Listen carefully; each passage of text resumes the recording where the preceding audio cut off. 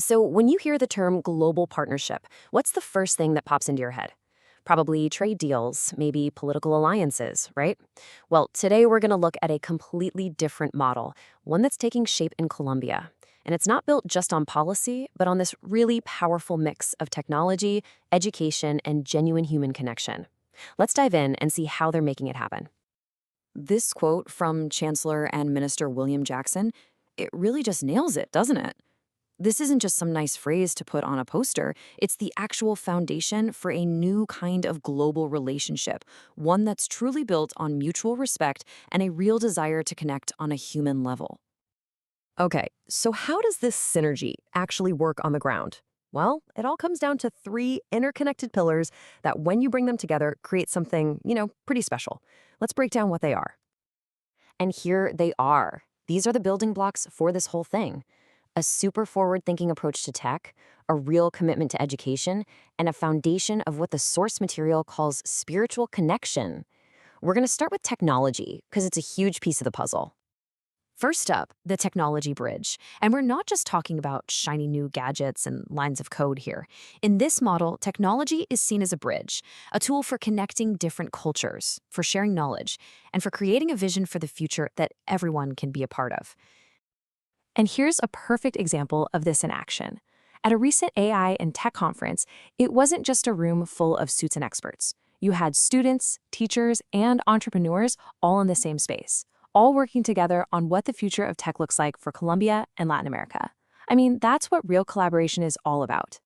And listen, they are not messing around with the small stuff. They're diving right into the deep end with cutting-edge tech, artificial intelligence, the creation of a South American metaverse, even using things like podcasts and immersive content. It's a whole digital ecosystem designed to bring people together. All right, on to the second pillar, education. Because it makes sense, right? What good is having this amazing vision for the future if you aren't empowering the next generation to actually build it? This part is all about creating the leaders of tomorrow.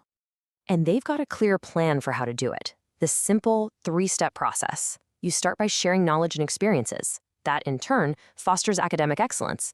But the end game, the real goal, is to create this whole new generation of digital leaders and innovators who are going to shape the future of the entire region. So that brings us to our third and final pillar. And honestly, this might be the most fascinating one. With all this focus on tech and education, what's the glue that holds it all together? What's the thing that turns a simple agreement into a partnership that actually lasts? The source calls this foundation Christian service and fellowship. But what that really means in this context is a focus on universal human values. Things we can all get behind, right? Building real, genuine relationships, showing mutual respect, and having a shared commitment to serving others. It's the human element, and that's what makes this partnership so incredibly strong. This slide just lays it out so clearly. The traditional way of doing things is often very transactional. It's based on policies or trade deals. But this approach, it puts friendships and fellowships first. It's about building personal connections that, at the end of the day, can be way more powerful and long-lasting than any formal agreement. So we've looked at all three pillars by themselves. Now let's put it all together and see how they create something really special.